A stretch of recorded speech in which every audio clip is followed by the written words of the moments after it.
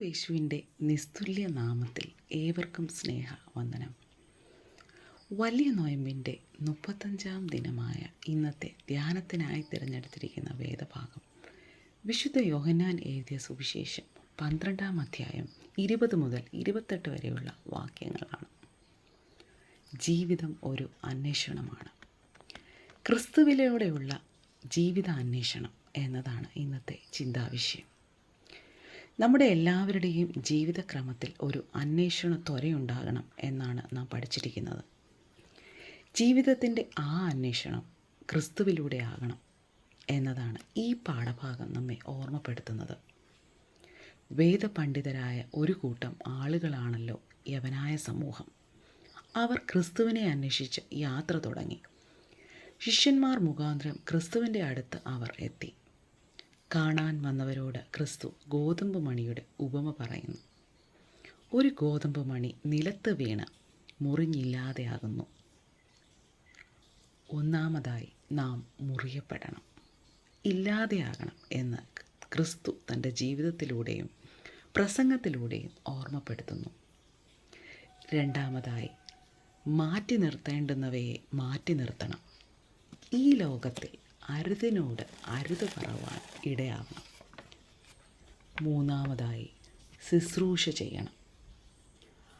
ആ ശുശ്രൂഷ ക്രിസ്തുവിനെ അനുഗമിക്കുന്നതിലൂടെ ആവണം. ആ അനുഗമനം ക്രൂശിൻ്റെ വഴിയാകണം.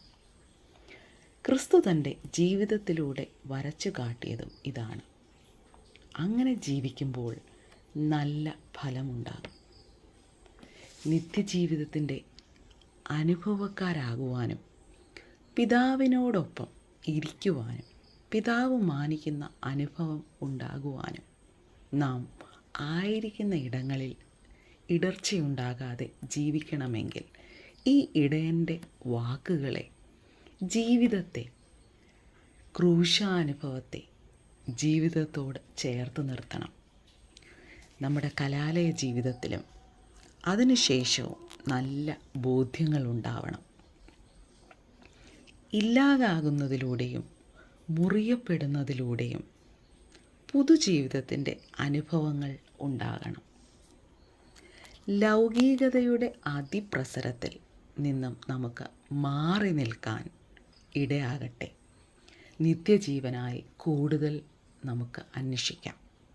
ക്രിസ്തുവിനായി ശുശ്രൂഷകരാകാം. ഒരു നിമിഷം നമുക്ക് പ്രാർത്ഥിക്കാം.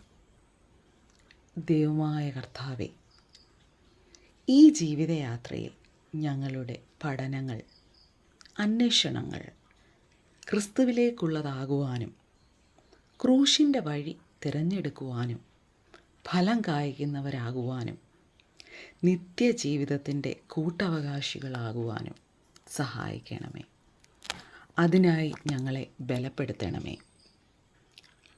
യേശുവിൻ്റെ നാമത്തിൽ തന്നെ. ആമേൻ.